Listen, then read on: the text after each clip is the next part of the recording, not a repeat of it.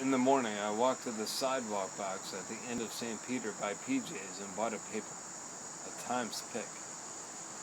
Back home, minutes later, I noticed new paint on the house. The night before, I noticed nothing.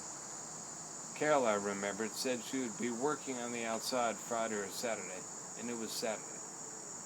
The back of the house and a third of the west-facing side were a new bright blue. I walked around the house once to get a look at Carol's progress. The front wasn't touched yet. My neighbor's side of the house in the alley was partially prepped, but not painted. I hadn't met my neighbor or even seen him. All I did know was that he wore some pretty good boots, given away by the long inside wall we shared, and that he owned an undisclosed model of car which he kept under a tarpaulin on the other side of our waist-high chain-link fence under our shared carport. His comings and goings, for the most part, were through the front door, so I figured he kept his regular car on the avenue. He usually came home at night, usually after my own bedtime, and so it didn't take much deduction to figure out that he slept late and left late for work, most likely working nights, and that this was the reason we hadn't crossed paths.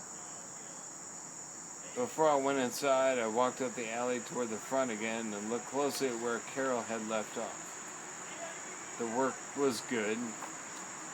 She was clearly thorough. The unpainted, old painted part of the house was scraped. The flaking paint was gone, and I could tell by running my finger under the clapboards that she'd hit the rough spots with a sander. I was reading the newspaper in the kitchen, drinking my first quaint cup of community coffee, when I heard footsteps on the front porch and went to see if it was Carol. Peeking through the front door window, I saw Carol's truck, but not Carol. Then the footsteps picked up again, slow and deliberate. She was surveying the whole width of the porch, from my neighbor's side to my own side. I opened the door and said good morning. I asked her if she'd had her coffee. She smiled and said yes, but that another cup wouldn't kill her. I went and got her a cup, and then we talked. "So what do you think?" Carol asked. "About what?" I asked, to make sure. "The color, silly." I liked it. It was bright, yet confident, a relaxed, bright blue. Then I asked her about the sanding, which I had wondered about in the alley. In a former life, I had used numerous kinds of handheld sanders. It had to be a vibrating palm sander or a disc sander. I was guessing palm sander from the lack of visible swirl markings on the clappers.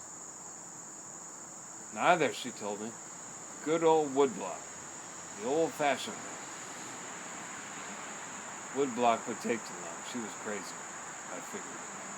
Or hopelessly traditional in her methods. Or both. "For the most part, the paint underneath is still okay," Carol continued. "Just a few flakes here and there. And dirty, see?" She pointed up to the clapboards over the door. "Instead of stripping it down to wood and doubling my work, I'm using the old dirty white as my primer." "Hence the blue," I suggested. The darker shade would easily cover up the old paint. "Hence the blue," Carol confirmed. I was thinking about a light green, but the green color chart was a little too Mardi Gras. "The blue's good," I concurred. Carol was wearing a loose red polo golf shirt and white painter's pants. Her hair was back in a rubber band again.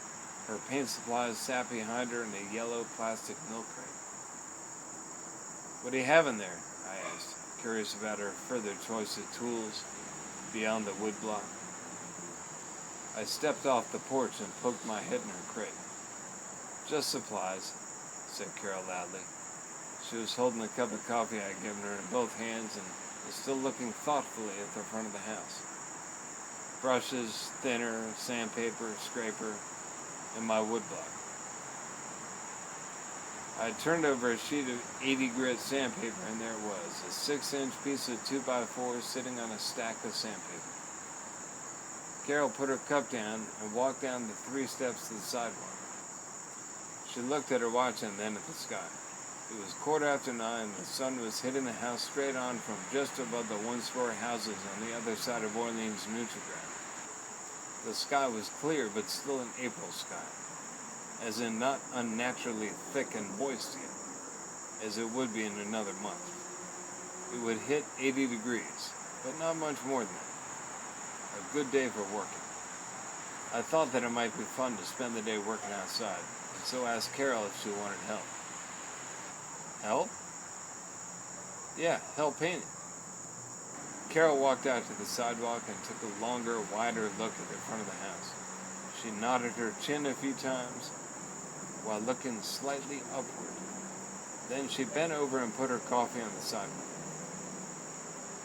Well, she started. See that triangle up there above the porch roof? I walked to the sidewalk and turned around.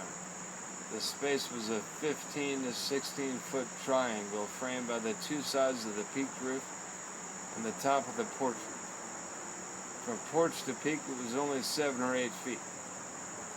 Management. A short ladder would be needed only for the middle, or maybe just the milk crate. Carol picked up her coffee again and took a sip, waiting for my answer. No problem. In my late teens and early 20s, I had handled jobs like this and more. Higher porches and higher roofs. My fear of heights was intense at times, but it was never an irrational fear. I wasn't scared of heights per se. I was scared of unstable heights, shaky staging and wobbly ladders, slippery roofs and rickety scaffolding. In my previous life, a number of Connecticut contractors made it clear that they had it out for me, sending me up many highly questionable climbing apparatuses for all the hard-to-reach jobs. Not because I was tall, because I was young, expendable according to most veteran contractors. The assignment Carol had given me was child's play. The whole house, top to bottom, was less than 20 feet, and I knew I could stand comfortably on the roof for most of it. Great, Carol said with a smile. With 2 of us, we could finish the whole house today. All right, I told her, responding to the call. Let me change and I'll meet you back out here. I started towards the steps and Carol stopped me. Wait, what's this going to cost me? She said loudly. And I thought about an answer, a price. The work could be fun, but I should get something out of it. How many hours are we putting in? I asked her. As many as you want, she answered. I really think we can finish this thing if we use the whole day. Fine, then we'll use the whole day, I said decisively. 8, 9, 10 hours, whatever it would take, it didn't matter. I had no other plans. I thought about a fair hourly wage, then cut it in half, figuring maybe the small gesture would be worth something down the road from tenant to landlord. How about $50 off next month's rent? Seemed pretty fair at the time. Wow, you're cheap, answered Carol. Well, I might be cheap, I started, but 75, Carol interrupted, upping my ante, smiling, then closing the subject. Okay, 75. I walked back to where she was standing, shook her hands to make it official, and took her coffee cup. Inside, I rinsed out the cups, closed the back door to the kitchen, and changed into old pants and sneakers. I grabbed a baseball hat and returned back to duty on the front sidewalk. I was excited about having something to do and happy about hanging around with Carol. I would be her apprentice for a day, the houseboy to her craftswoman, the knowing neophyte to her knowing teacher, the spry Yankee acolyte to her matured Crescent City siren, the willing huckster to her brush-wielding Humbertess. I was getting increasingly energized by Carol and liked the arrangement, the proximity, the day's sunny forecast.